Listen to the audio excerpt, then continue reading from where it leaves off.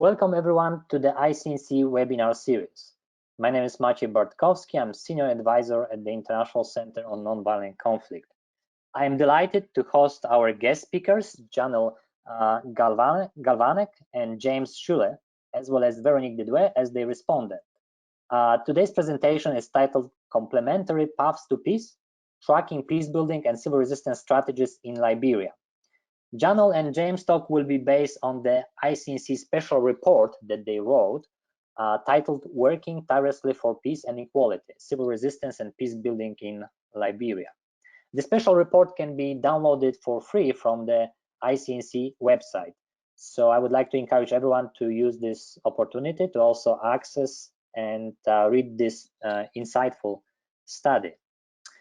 After ICNC has published Veronique Didouet report, Powering to Peace, integrating civil resistance and peacebuilding strategies, that also can be downloaded for free from the ICNC website, we thought that her comprehensive analytical framework that integrates civil resistance and peacebuilding strategies could be further tested and enhanced through in-depth case studies.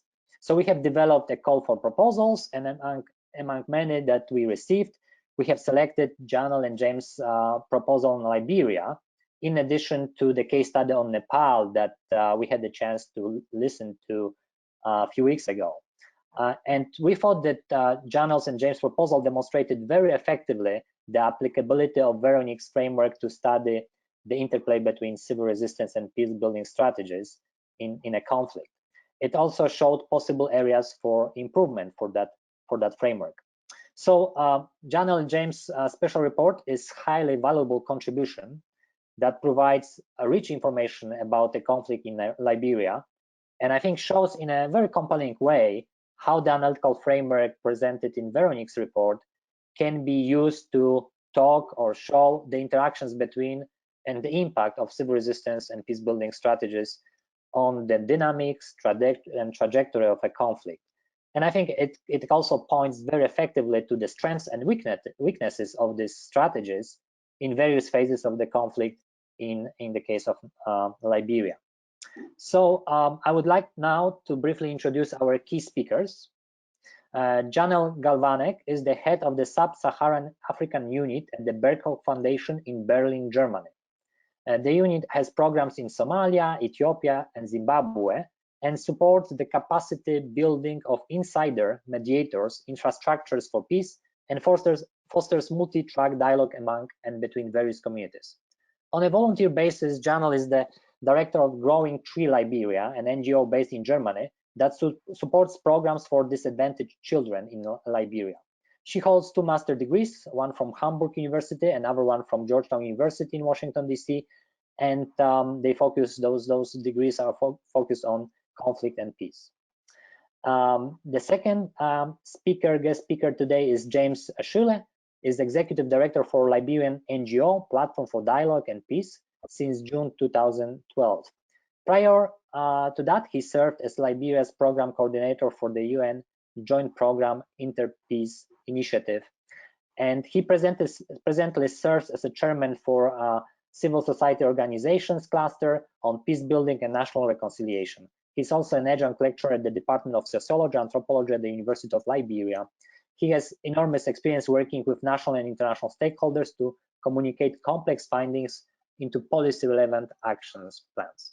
He holds master's degree in social and community studies from the Montfort University in UK and MA in developmental studies from the Institute of Social Studies in the Netherlands.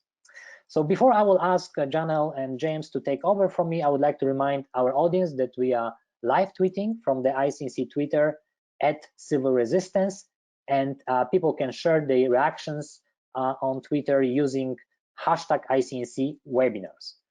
Janel, James, I would like to invite you to please go ahead with your presentation. Thank you so much. Thank you very much. Thanks to everybody who has showed up today for this presentation, and I would really like to extend my gratitude to the International Center for Nonviolent Conflict for allowing Jimmy and I to write this case study and do the research on this, which we hope will make a contribution to the history of Liberia, specifically in terms of the efforts for peace that people have made over the years. I would like to get started today talking about, as Mathieu said, we're going to be talking about the peace building and civil resistance strategies in Liberia based on the framework that my colleague at the Berko Foundation, Veronique, has developed in her report, Powering to Peace, Integrating Civil Resistance and Peace Building Strategies. And we'll be looking at 4 different phases of the conflict in Liberia. As I said, integrated framework for civil resistance and peace building, and I'd just like to go through the definitions of civil resistance and peace building, because while they both use peaceful means, they do use relatively different methods. Civil resistance very often has a pro-justice stance. It combats oppression and justice using bottom-up methods, and it adopts a clearly defined anti-status quo. So it's resisting the status quo of the society. And peace building has a different approach. It comes from a multi-track approach involving grassroots actors as well as higher level decision makers. And peace builders strive to retain their impartiality in a conflict rather than resisting the status quo.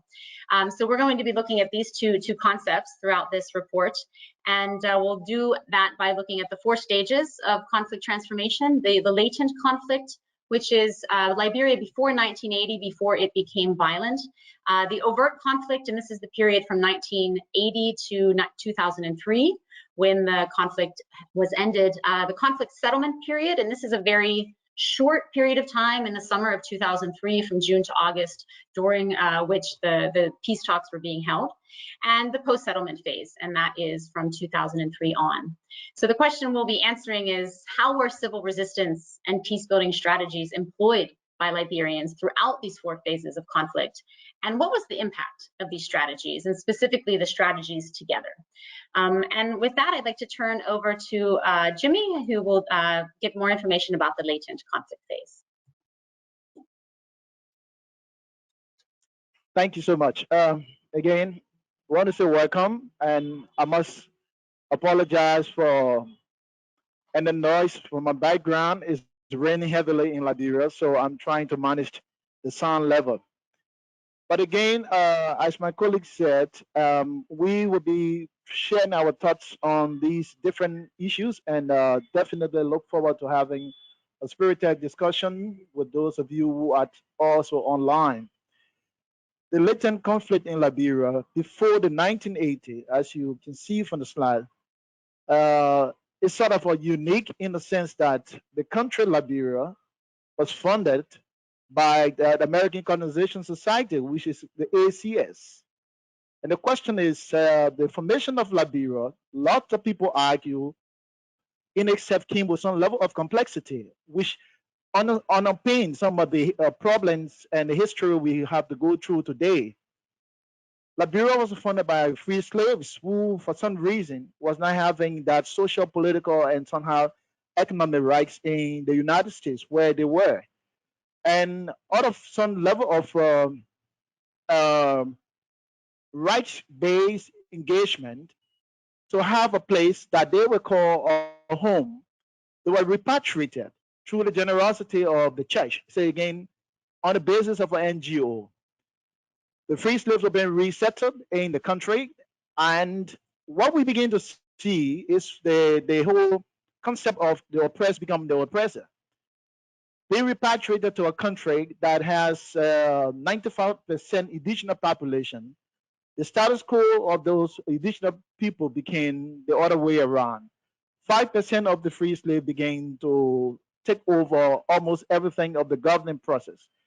So marginalization, exclusion, oppression was almost what characterized the kind of a governance structure that Liberia had. From 1847 to 1980, that structure was in place and sort of accumulated to the extent that we have different groups, right groups, challenging the status quo. But it was quite difficult to really engage how the change will come about. And we have one very renowned activist who was a writer, a pamphleteer, and a teacher, Ivor Potts. He led a kind of a one-person crusade against what he considered to be the oppressive regime. Aberport used his writing and he used his advocacy to challenge the status quo, and he went into problem. But with time, we begin to see some changes because Aberport has then, in fact, enabled other groups to pick up on what he has started. So we have a group like the Movement for Justice in Africa, which is until today sort of stay operating, but more or less in the lightened manner. But what the Movement of Justice in Africa did was to sort of expand, if you like, broaden the deprivation and the oppression people in Liberia were facing, but to do it on a sort of a pan-African approach that would enable the movement to sort of amplify and articulate the problems that Liberians were facing. So that also resonated with another group called the Progressive Alliance of Liberia, which again was a whole lot of indigenous Liberians who had some level of education and tried to bring in some civil resistance to different form of mobilization in the process. Can you go to the next slide, please? Can you go to the next slide? Thank you. So this engagement, of course, has some limitation. And if you just see the seal at the far right bottom corner, the green seal, it's in fact it expresses the complexity and the consternation of the formation of the state. As you can see, the seal said the law of liberty brought us here. Until today, that has been contested because 95% of the indigenous population claim that we were in the land before you were repatriated by the American Colonization Society. But again, that tells you why it is difficult to have a state that was more or less inclusive. So the groups that I just talked about begin to engage in different form of action collectively. So for example, the pressure of the settler government to begin changing some of the policies. And they did that by sometime engaging in stay-home engagement, sometimes reactionary practices, engaging university students to sort of send up documentation that sort of exposes some of the weaknesses and the oppressive tendencies of the government. They also engage in what we call persistent awareness raising as a way of exposing pervasive inequality in the country. And this also encouraged Liberians to demand political reforms. And when I'm talking about demanding political reform, the reform was more, in fact, championed by some of our renowned academicians. I just like to quote what Dr. Sawyer said in one of his writings. And he said the political order emerged as an over-centralized and predatory order that turned increasingly repressive and oppressive when inclusion was being demanded by the majority. That is just telling you that the order was so strong that it was not open to inclusivity. So people began to revolt, and that led to something what we call the 1980. And you can go to the next slide, and perhaps my colleague will pick it up from that point. Thanks, Jimmy. Yes, so I'm going to talk about the phase of the overt conflict, and this is really where the history of Liberia becomes very violent. I do not want to spend so much time going over what happened between 1980 and 2003, because I'm sure most of us watching are students of Liberian history. But essentially in 1980, the presidential assassination ended the political domination of the settler community and led to a 23-year period of great instability and violence. From 1980 to 1990, there was a dictatorship by Samuel Doe, and this was characterized by human rights abuses, the overreach of the military, and a great deal of ethnic animosity. As a reaction to that, Charles Taylor began his civil war in 1989 with the National Patriotic Front of Liberia as sort of a revenge for the ethnic violence that had happened during the Doe dictatorship.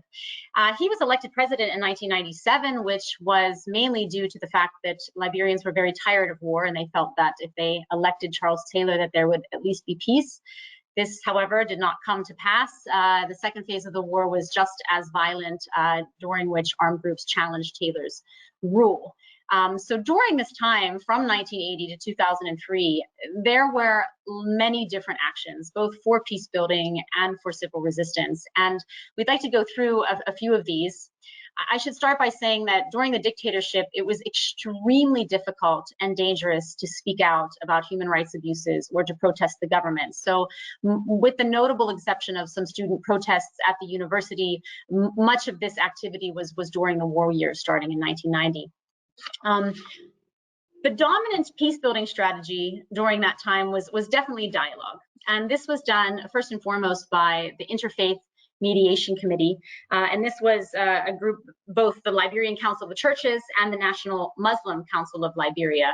And the religious leaders in Liberia, they're very well respected, and they command a great moral authority. So they used this authority to come together and started negotiating with the conflict parties, including the armed groups and the government. And the Interfaith Mediation Committee became then later on the Interreligious Council of Liberia. So it's essentially the same group of people.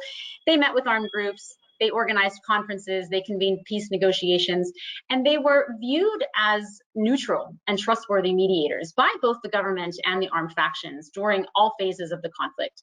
And one of the things that, in spite of their impartiality, they were able to speak often about the fact that they didn't think that the violence of the armed groups should be rewarded with power. They were very much on the side of accountability, but nevertheless they were respected and considered neutral mediators with these armed groups. And I should say that the joint collaboration between Islamic and Christian leaders on this had quite a bit of an impact. We really shouldn't underestimate the fact that this cooperation prevented religious animosity from becoming yet another characteristic of the Liberian War. So this was very important. Another group that was very much involved in dialogue during these years was the Mana River Union Women Peace Network. This was a group of veteran women activists, including Mary Brownell. And they were also very active in what was very dangerous work at the time. They met with armed groups. They were able to convince the regional presidents to meet at one point from Guinea and Sierra Leone and Liberia. And they won delegate status at the Ghana Peace Talks in 2003. So they were also very, very active in trying to encourage the warring factions to sit down at the table.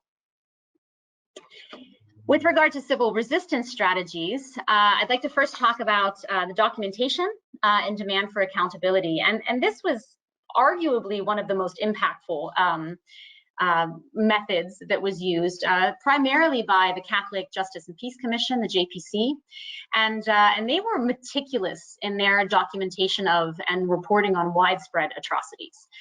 They reported every Monday. They released a report on the atrocities that happened the week before. They also had a radio program during which voices from the rural regions in Liberia were able to be heard and speak about the violence that they were being subjected to. And we refer to this in our report as a form of civil disobedience, because essentially the activists that were out there documenting these atrocities, it was in direct defiance of the government. The government wanted everybody to turn a blind eye to what was happening, and they refused to. And this was obviously very dangerous work and led to members of the JPC needing to live underground for months at a time. But it had one very powerful impact, and it brought the violence in Liberia to the attention of the world. It brought the level of violence, the brutality of the conflict to the international community, and arguably convinced them to get involved in the end. And it set the standard of accountability. Their mantra was no peace without justice, and they were quite vocal in their disagreement with the idea of accommodating the armed factions with access to power. And the other civil resistance strategy, or one of them, is the student protests at the University of Liberia, as I mentioned before, against the dictatorship of Samuel Doe. This often led to the detention of student leaders periodically. There were also two mass stay-at-home actions organized by a consortium of 50 different organizations, one that took place in 1995 and one that took place in 1996, and essentially shut down at least the capital of Monrovia, but also in other large cities of the country. And these mass stay-at-home actions were demanding disarmament, and they were protesting the agreements that awarded the warring factions with access to power. And of course, one of the most recognized civil resistance movements in the war in Liberia was obviously the Women's Mass Action for Peace. This is something I think we're all very familiar with. This developed out of the WIPNet, the Women in Peacebuilding Network, which was founded in 2001 by WANEP. And the objective behind WIPNet was really to transform the image of women from passive victims to advocates for peace. And so the Mass Action for Peace grew out of this around early 2003, when the chaos and violence of the conflict was really overwhelming Mogadishu, and it was reaching a point where these women decided that enough was enough and they had to do something about this. And they organized around their identity as women, which allowed them to be non-threatening, which allowed them to really reach out and gain access to the various armed groups and the various actors that were involved in the violence. And seasoned women peace builders joined the movement. So anybody that had been active in advance of the Mass Action for Peace became active in the Mass Action for Peace. They were all there, all the women that had been doing the dialogue work beforehand. And it was a very unique collaboration between Muslim and Christian women in the country, and they were very they showed solidarity in their one objective, and that one objective was really to end the war once and for all. So they did not have any other goals or objectives besides peace, and it was in that sense very simple in the fact that they were advocating only solely for this, and they would not stop until there was peace in the country. And they did this by many different ways. They organized large-scale sit-ins, protest assemblies outside of various embassies and various government offices. There were women that fasted and sang and prayed for hours on end. They released statements to the government and to the various diplomats in Liberia, and they lined the streets of Monrovia each morning so that when Charles Taylor came into the city, he would pass all of these women in their white outfits. And they also reached out to the warring factions. So they went and met with the Lord rebels in Sierra Leone and carried out very, very dangerous work. So essentially, I mean, these women were fundamentally responsible for bringing the negotiating parties to the table. If it hadn't been for them, arguably the war would have continued for longer. And therefore, their contribution to building peace was quite remarkable. Just have one more picture and a statement by Leymah Gbowee. As we all know, she won the Nobel Peace Prize for her work in coordinating the Mass Action for Peace. And she writes, "It was our moral duty to stand as mothers, to fight the demons of war in order to protect the lives of our children, their land, and their future." And one more slide from me before I hand back over to my colleague. Just one short slide about the conflict settlement period. As I mentioned before, this was a very short period of time. This was in 2003, from June to August, when the talks were happening in Ghana that eventually ultimately led to the Accra Comprehensive Peace Agreement. And this was where the Mass Action for Peace did not stop with their protests. They sent a delegation to Ghana, where they were joined by the Liberian refugee community, the women in the community in Ghana. And they held a 2-month vigil outside the building where the negotiations were taking place. They were there every morning. They met the negotiators with their posters and their white ribbons every single morning as the negotiators went into the building and they released statements. In the meantime, back in Liberia, the vigils continued as well at various embassies and government offices. And so they kept up the pressure throughout the summer.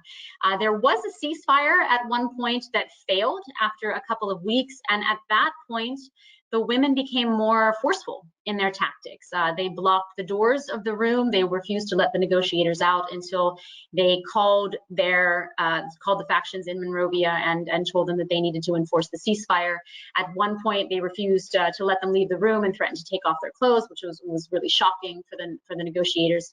So they really went to all efforts to make sure that the negotiators in the room took this seriously and they ultimately made peace.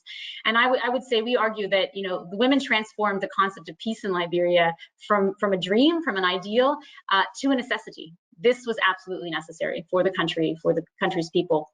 And in that sense, they contributed profoundly. So at this point, I'd like to hand back over to Jimmy to talk about the post-settlement period. Thank you so much, Janet. Just to add to the last point you made, I remember in the course of this work, we conducted some interviews to get some first-hand information. And that was a very fascinating answer I got from one of the respondents as to what exactly motivated, beyond the aspiration of having peace, what was the driving force for threatening to have themselves naked and whatsoever. And I remember one telling me, saying, if men know that women bring them to this world, they will realize what it is to see your mother going naked. And I thought this is something that touched the minds of some of those belligerent forces, because they knew the effect that will have on the psyche to see mothers and sisters and auntie stripping themselves naked. So just back to the post-conflict, the post-settlement after the peace accord, you will see we managed to have a transitional government, and again, it was very difficult, because the question was that, should we submit and give in to the warring faction? Should it be a precedent that we are setting, that people destroy, kill, mayhem, and rape women and girls, and then you sort of give them state power? Is that a good precedent?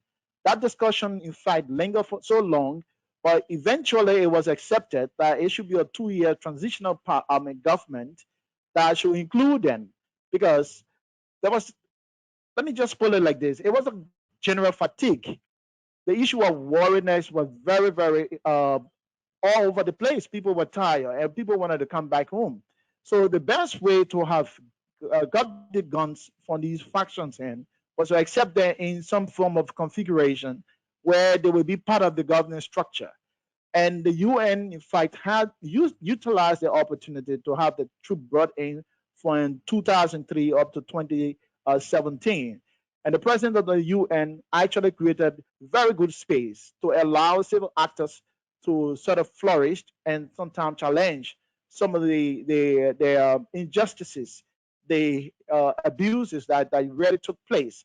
It was through the presence of the UN as well that a plethora of the civil society entities began to come up, and then begin to set into motion different means of engaging these actors.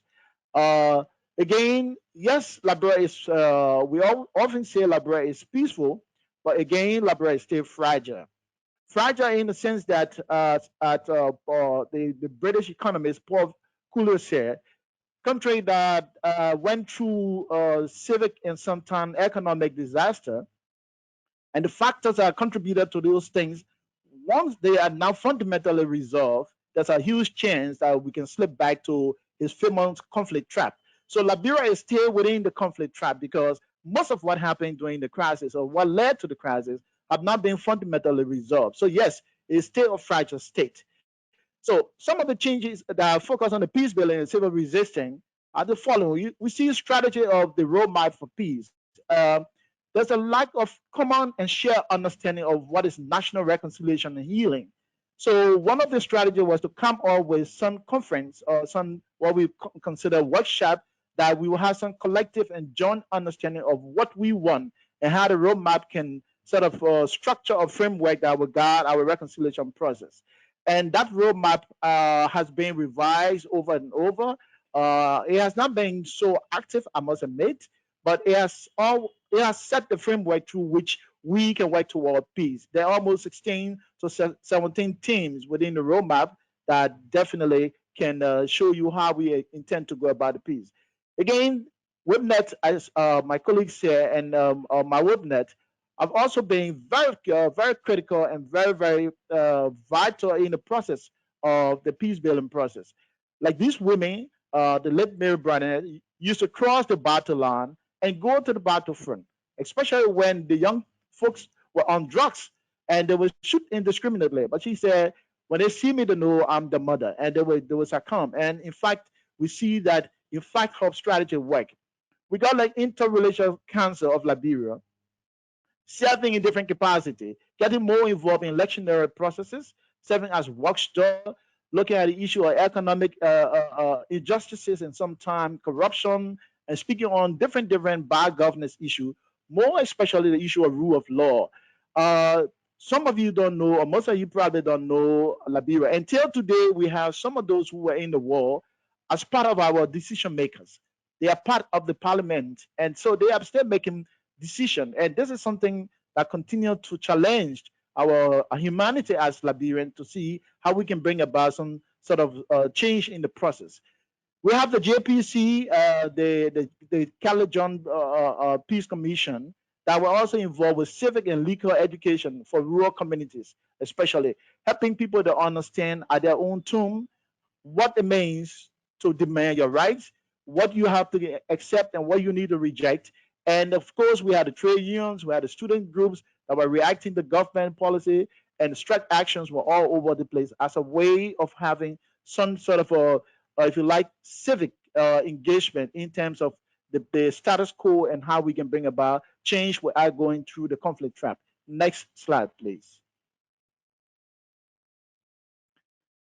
If it comes to the issue of the complementarity of the peace building and the civil resistance strategy in Liberia, there are a number of points we can highlight. Again, we talk about the history of Liberia. The focus was on security contribution by the civil actors and things that ended the war. But after the 2 years, as alluded to on the previous slide, we then have an opportunity to have an election. And that election was what brought Madam Ellen Johnson Sirleaf, the first female president in Africa, to power. And that, in fact, changed the status quo to a significant extent. As much as it was just perceived as trying to have a kind of a democratic government, the fact that the question turned out to produce a lady, I think that, in fact, inspired a new thinking in a lot of other people who, in fact, was only thinking it was still going to be the CEO man club. So that brought some differences. So we begin to see collaboration if it comes to the issue of civil resistance and peace building. The method we begin to deploy was sometimes intersectional, sometimes cross-cutting, and we were even challenging then because, again, I must say, we have the UN here with the standards of human rights being protected, and they have significant aspect of the security under their protection. It was very difficult for the former warring faction to have this kind of absolute power that they control and enjoy. So grassroots movement began to sort of come up. One goal was the more just and peaceful society. That's what we wanted to achieve, because we still knew that we were not far from the fragile state and we were still around the conflict track. So the actor made no distinction between civil resistance and peace building.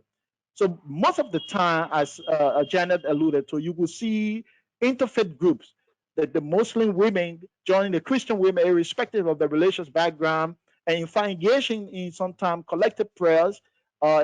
Until today, we still do that. When we have some section as civil society actors, we allow one group to start with Christian opening prayer, and then at the end you have a Muslim closing the section.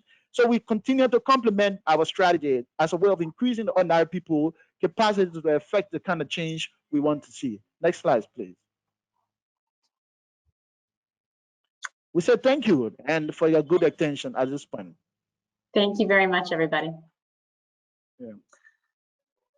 Thank you, General James. That was excellent. It was truly very informative about the analysis that you showed, the interconnections and interplay between civil resistance and peace building strategies at various stages of conflict in Liberia.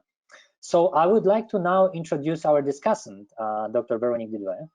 And Dr. Veronique Dudoué is a senior research advisor at the Berkow Foundation in Berlin, Germany. And since 2005, she has managed various collaborative research projects on non-state armed groups, inclusive peace processes, negotiations, mediation, and post-war political and security transitions, as well as protest movements and non-violent transition of power. She conducts regular policy and peer-to-peer advice and training seminars for and with conflict and peace-building stakeholders. She's the author of the ICNC special report that I mentioned earlier, Powering to Peace, Integrated Civil Resistance and Peace-Building Strategies, that was published in 2017. She holds an MA and PhD in conflict resolution from the University of Bradford, UK. And it's a pleasure to Veronique to host you again at that webinar. And I would like to ask you right now to go ahead and offer your reflections to what your friends and our colleagues presented on Liberia. Thank you. Thanks, Maciej.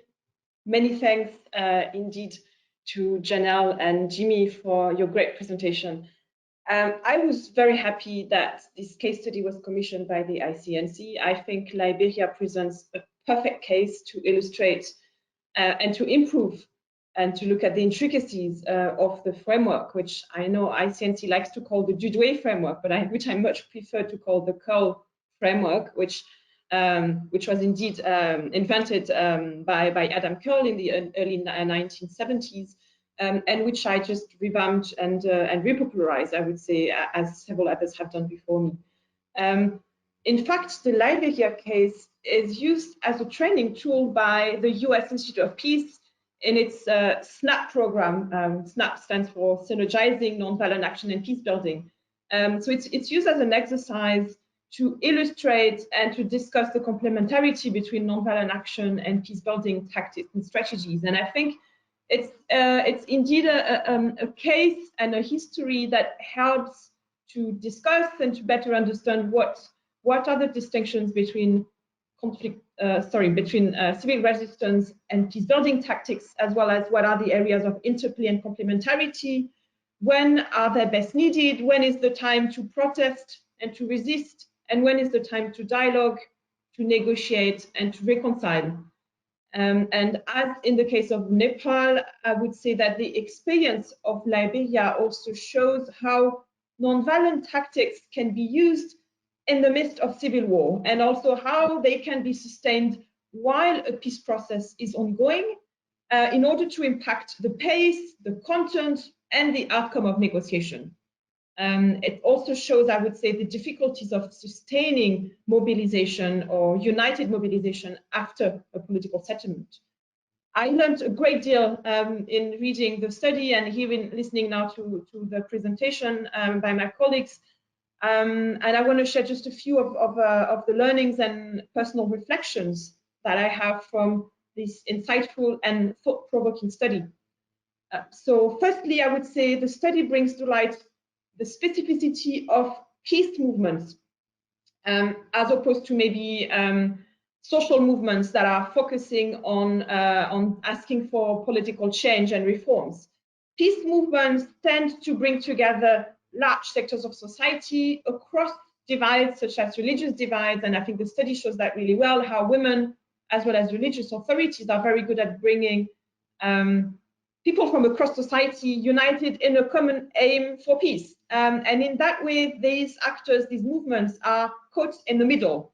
They put pressure, or they seek to put pressure on both sides or all sides of the warring factions, asking them to come to the table without any aspirations for themselves to play a political role or even to be at the table themselves, which I found really interesting. And what happens with peace movements then is that when peace finally arrives, thanks to their mobilization, there's a huge challenge of maintaining mobilization and pressure for sustainable peace. Since what is there left to protest for if the goal was peace, indeed? So everyone comes together in the pursuit of the end of violence, but then everyone goes their own way after the political settlement. And so the protests and the advocacy that is still there and that has been described by the authors focuses on specific policies of the state, on some of the long-term consequences of war, such as transitional justice, turning to issues around gender and rights. But I also found in the study this interesting thought that women that have been so instrumental in bringing about the peace actually missed an opportunity to remain politically active and engaged afterwards.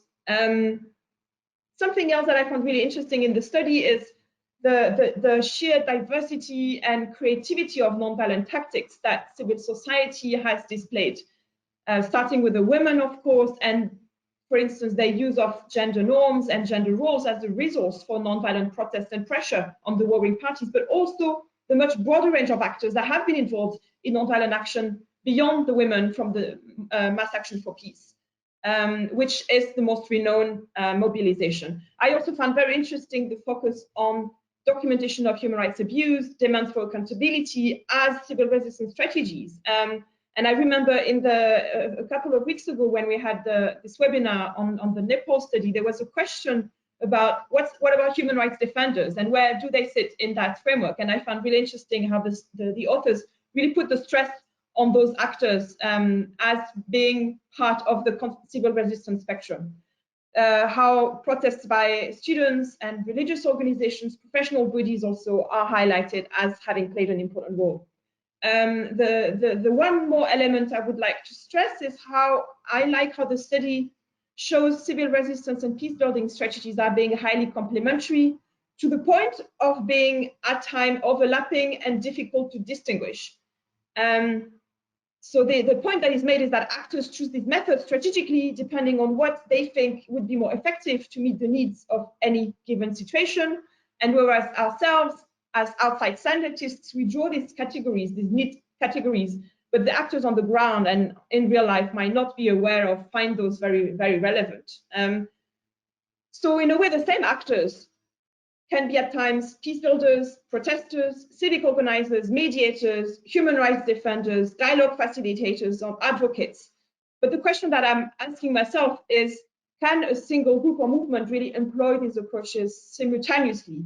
And what I find interesting about the role of the Mass Action for Peace during the Accra peace process was how those women decided very consciously that they did not want to be at the negotiation table. Even as observers, they let other women play that role because they felt that they would be more powerful from the outside, putting pressure through nonviolent action, while their allies at the table would be playing complementary peace-building strategies. And that clear-cut distinction I find really interesting and maybe could have been pointed out a bit more in the study. And finally, like one last point on the role of the international community, I find really interesting a remark that is made in the study on how little external support there was actually towards civil society and activists. And there's this interesting remark that actually there was little money to secure and hence little competition among organizations. And so I found that interesting. And my question would be, yeah, did it actually help that there was so little external intervention besides the mediation? And again, pointing at the example of Nepal, we've seen how in Nepal, international assistance to civil resistance movement actually was quite counterproductive and might have even created some backlash by the state. So the fact that there was little of that in Liberia could be also something worth reflecting upon. So I leave those questions and remarks with the two presenters, and I'll leave it up to them to see if they want to respond now or if we should pick up some questions from everyone listening today. Thank you, Veronique. That was so great and gave quite a lot of food for thought. So yes, I wanted to check with Janelle and Jimmy whether they would like to first provide certain kind of response. Perhaps just one response to Veronique, and otherwise I can wait for the questions. But Vero, you mentioned about how what you, Veronique, said, and then we could entertain questions from. That would be great. Bye. Great. Yeah, one of the things that Veronique stated was that the actions of the civil resistors and the peace builders, they were highly complementary, and there was a lot of overlap, and it doesn't neatly fit the analytical distinction between civil resistance and peace building. And this, we struggled with this quite a bit in drafting this report, to be honest. And I just want to mention the fact that when I was doing these interviews, one of the questions that I asked every single interview partner was, how would you define yourself? Do you see yourself as an activist? Do you see yourself as a peace builder, as a mediator, as a resistor? And I would give them a number of options, and inevitably, everyone said yes. So everyone was responding yes to all of these. They felt that they were all of these things at the same time. And I found that very, very enlightening, because this was across the board. Everybody said this. We did all of this. Everybody did all of this. They did whatever was what they thought was most useful at the time for peace. And I thought that was quite profound. Yeah. Sorry, can you hear me? Oh, sorry. Okay. So thank you. Very good, Veronique. I think we also, I'd just like to add that as well, that during the process of this work, I also had the opportunity to ask some of the male actors what could be their major regret, especially those who are today part of the policy arena. And a number of them kind of alluded to not being able to comprehensively uh, support rural women transformation. And that clearly tells you that one said this is something that he will even go to his grave with, because he felt like they have been left out to a larger extent. So I think there's a recognition, a realization that the women have worked so hard for this, but then the dividend has not been equitably spread over to the rural community as well. And this is something I think needs to be shared at this forum. Thank you. Thank you, John and Jimmy. So right now, I would like to remind everyone that is listening, that is on that webinar, how they can ask the question. You can either type your question into the question box, and then I'll just read your question, or you can raise your hand, and that would show me that you would like to ask the question live to the speakers and the discussant. So please take a moment, and when I'm looking at the questions that were typed, one of them that came in concerns the role of women, and the question is, do you think that the role of women changed? Would the same movement have the same magnitude of effect now as compared to back then? So if you can elaborate on that, that would be great.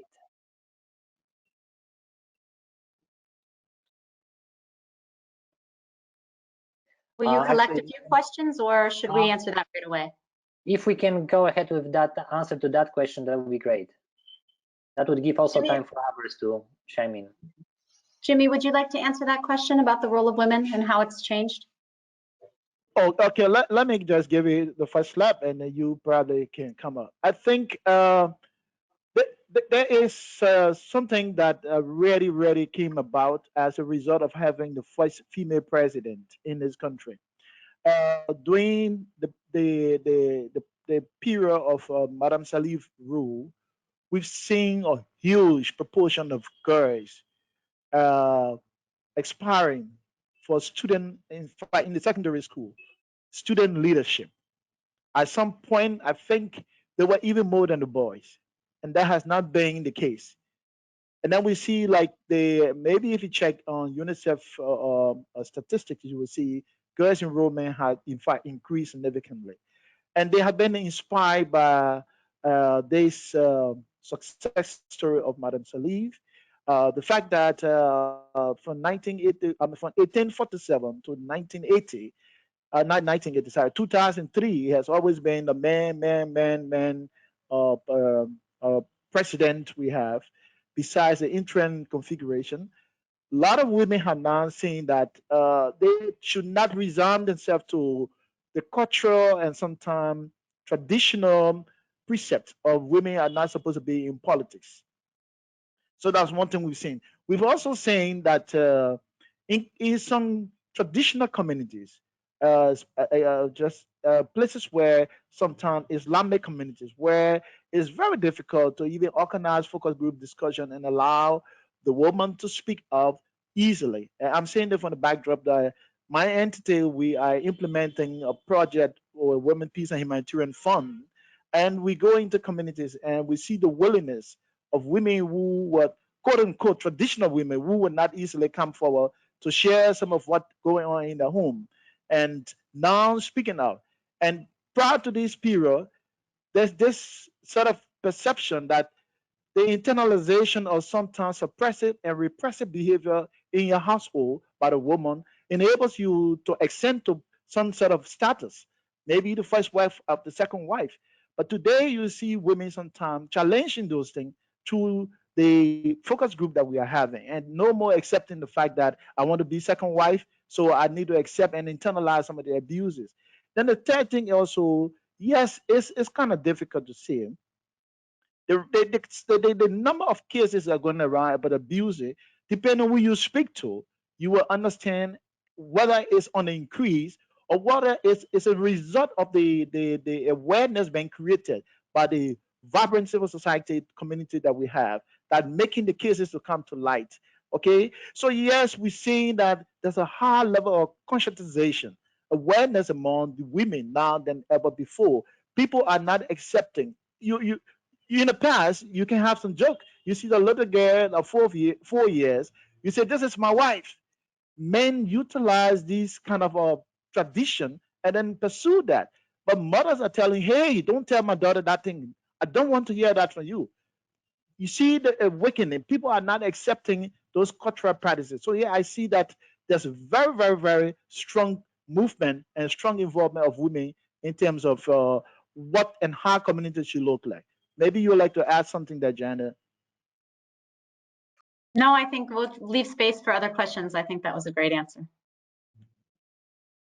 Great, thank you, James. I would like to remind everyone interested in asking the question that you can type your question in the question box, or you can raise your hand, so I will unmute you and you can ask your question live. I know that my colleague Bruce has a question, so Bruce, please go ahead and ask your question. Thank you to all of you for your presentation. It's such a fascinating case study of the integration of civil resistance and peace building and how the lines can blur between two sort of, when we look at it abstractly, two very different things, but how they can work together so cohesively.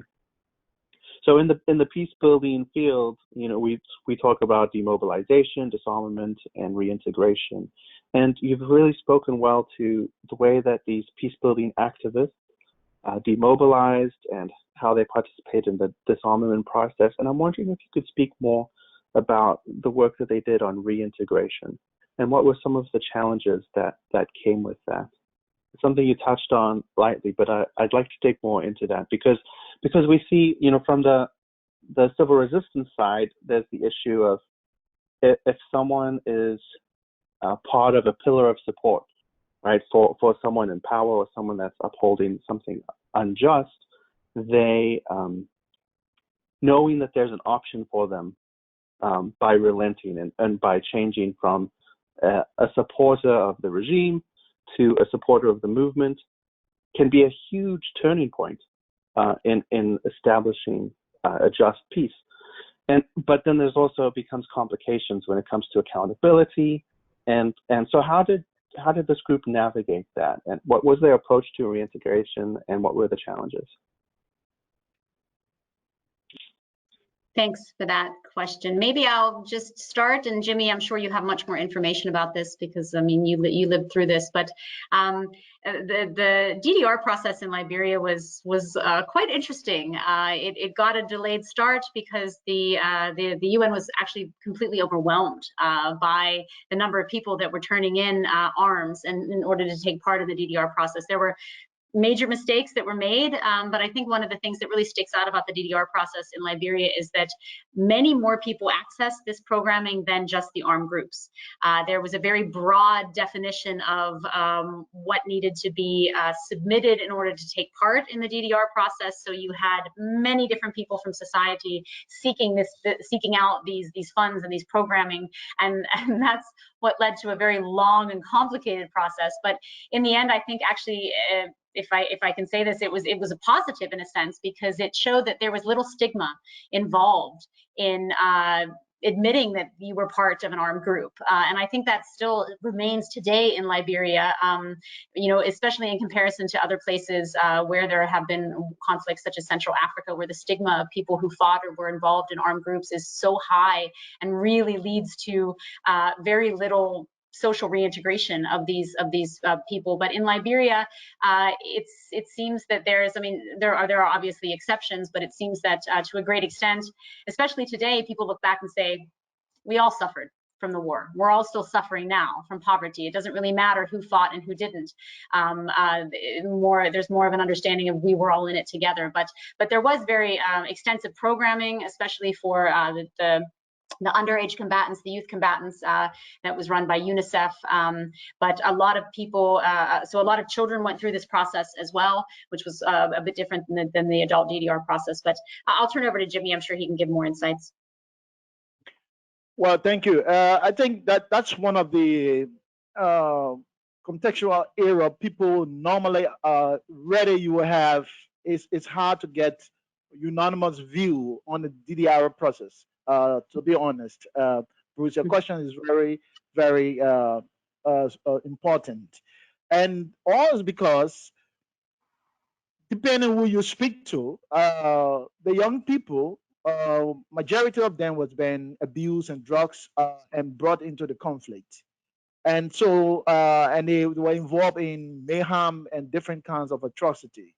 Now the question again is like, do you hold them responsible? Because some of the young people also experience their parents, sometimes their guardians being slaughtered in their presence, and they wanted to see the way of protecting the rest of the family. There are very appalling stories all over the place. So when the DDR process came, there are some critics who think that it was not comprehensive. It was more or less just a kind of charade in order to get the warring faction to just release their arms and get going. There are also stories today about the process and the method that was used was not very thought through because there was the rush, like always in some post-conflict settlement, to just have a deployment and have it seen as successful. But now the adverse effect to a larger extent is still being felt today. We have a high level of what you want to call at-risk young people all over the country today who apparently did not go through the process thoroughly. And again, some of them did not have the because of the way the process was being structured, there was not enough time to, in fact, help them to get through whatsoever discipline they were aspiring for. If they want to be computer, if they want to be a tiller, if they want to, it was like, I think, as I understand, three months quick impact, as is always done with the UN. Get them through and put their arms down, and then afterwards they sell those equipments, and then they go back to become problem to society. So today we still facing some of this problem, and this is to a larger extent contributing to the level of fragility that the state is still facing. However, like Janelle said, compared to other countries, they are not being ostracized from their society. So you could see there's a level of openness to them, because there's a recognition that they, in fact, it may be very minority, but majority of them, as youth, like any of us, when we are in our youthful age, we also adventure. They took some adventure. They went to different streams to do things that turned out to become harmful to the community. But they are today still being accepted in the various communities. There's not that kind of, yes, you hear names are being called, but those who, in fact, go back to community through the intervention of sometimes the community leadership are being accepted. So yes, it's still going, except for those who have become hardcore drugs addicts and get into armed robbery and other criminal activities. Yes, but don't get it wrong. We still have difficulties with the DDR process and the effect it's having on peace and stability today in Liberia. I hope this helped to answer some of your questions. Can I also briefly comment on this from a more general perspective? Oh, I mean, yes. Go ahead, Bruce, I find really interesting what you said about the DDR civil resistance nexus, which, like, I had never thought about it that way. When you equate combatants going through reintegration as kind of removing the pillars of support for armed groups, which I think alludes a lot to what is now currently called, as part of country violent extremism, kind of trying to peel armed groups off by trying to incite combatants to disengage. But I think if we were to look at that from a civil resistance perspective, then, like, hypothetically, what could think of ways that, for instance, the peace movement in Liberia might have tried to appeal to the combatants of those armed groups to not disengage and just stop fighting, but shift and transform the agency, or become involved even in the movements. Like, I'm sure many of the combatants might have been tired by war and might actually been looking for ways out. And so, yeah, like trying to then think about ways to entice them to put their agency at the service of those movements for peace. That would have been very, very interesting. And maybe there's no time to answer that, but that's, yeah, thanks, Bruce, for opening my mind as well to this possibility. Great.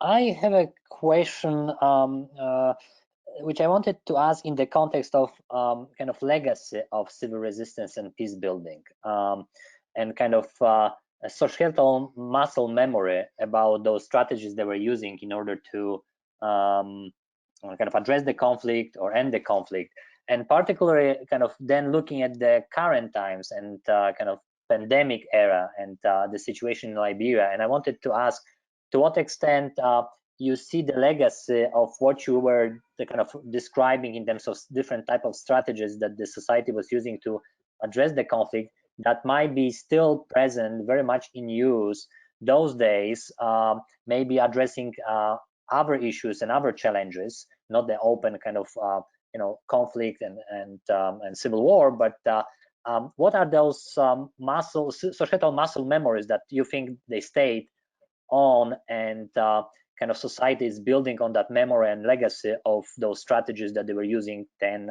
15 years ago, those days? Okay, let me just quickly comment, and then you can come. I think one thing that has come up very strongly as a result of what has been learned from the conflict and strategies that have been deployed to address some of the conflict's legacy has been this community involvement in addressing issues. We have a very centralized state, and the state has always been centralized because political governance in our setting is about wealth. So as you ascend to leadership, you accumulate wealth, and so the whole structure is being centralized with elite managing the resources. And so what we've seen, the crisis has taken place. Some of these taken for granted practices has been challenged. If you read it, in fact, in the case of Sierra Leone, there's a very famous book written by Paul Riches called "Fighting for the Rainforest," and he sort of articulated how the young people became involved, very much involved in the dream and aspiration to become part of the process and to become part of what the structure is like, rather than the old people just taking over everything. They take over the young women, they take over the resources, they take over the wealth and everything. So fighting for the rainforest articulated the role of young people trying to see a kind of decentralized state. We still see the same thing too, because of what happened. The young people, some of them who fought and some of them who were engaged in the process, have now been able to understand that the status quo has to be changed. It should not be like before. And they are not only doing that on the national level, but in the post-conflict period, they were even questioning the former leaders who they were having their loyalty to, because they ascended to power and they left them down the status quo. And so they begin to challenge that we cannot be the victim and you be the one enjoying. So you could see a shift in terms of loyalty, the loyalty that they had before in the crisis, where it was command and execute, is now become, no, you are enjoying and I'm suffering. So people have that sense of questioning what is happening. The other thing I need to share too is about the fact that, and that has to do with Ebola. I mean, even though we are talking in terms of civil resistance and whatever, but when this epidemic came to Liberia, the approach was of more or less a militarized approach, which again sort of re-echoed the role of the state in trying to address issue. But that did not succeed. And then the state had to come back to the drawing table and say, hey, we need to have the community involved. These communities live on their own when the states were collapsed, or states were completely broken, where there's no state. And today, we want to go back as if we, the state, to address some of the issue. It was only when the communities got involved in addressing the health epidemic, and even today with the corona situation, communities are all now being consulted and being involved. So we have collective approach to addressing social issue, sometimes environmental issue, and sometimes ecological issue. Unlike the past where it's only been done by the centralized state. I mean, those would be my comments. Maybe just a few last sentences is from me, if you don't mind. I think that to a great extent, the activists that were doing all of this work during the war and the conflict settlement phase, I mean, they've remained active. They've just changed their focus quite a bit, and that's one of the things we go into in the report about what they're doing today or what they did after the war. The women's organizations moved on to work on economic issues with refugee communities, women refugee communities, or encouraging political participation of women, or participation in elections. Whereas the JPC, for instance, has moved on to do really excellent work in terms of civic education for people in rural communities. They do amazing work in that sense. So it's not really necessarily peace building or civil resistance in that way. So it doesn't fit these analytical categories, but it's really valuable work. So they've retained their ability to organize and be active and be activists for a more just society, essentially. So now that peace has been achieved, now they're working for justice. And I think that's a really significant transformation. But unfortunately, I feel that a lot of this work, both during the time of the war and also afterward, it has been overshadowed in the literature by a focus on the security actors during the war, or Ebola, or what has happened, the UN and the massive peace building infrastructure that came with the international actors when they came in. So this has overshadowed a lot of what the Liberians themselves are doing on the ground. So I do hope that this report will contribute to opening that up a little bit and making that more well known. Yeah. Thank you all. We the time flies, and we basically came to the end of the webinar, but I would like to still give you a minute or two, each of you, a kind of concluding thought and kind of takeaway that you would like the audience to leave that webinar. So if you could, each of you, have a concluding reflection, a minute or so, that would be very helpful for us.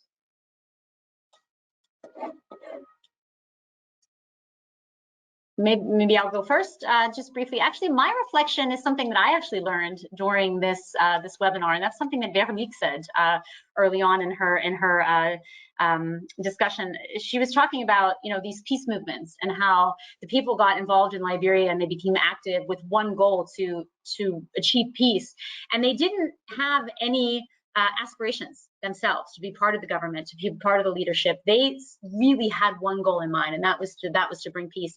And I find this fascinating, and I really obviously agree with this, because I think that this is very fundamental in Liberia. When you look back on what people were doing during that time, they were fighting for peace, they were fighting for justice, and they weren't ambitious in that sense. They didn't want to fight for this and then take over power themselves. They really honestly wanted to bring peace to Liberia, and that for me was really a profound insight.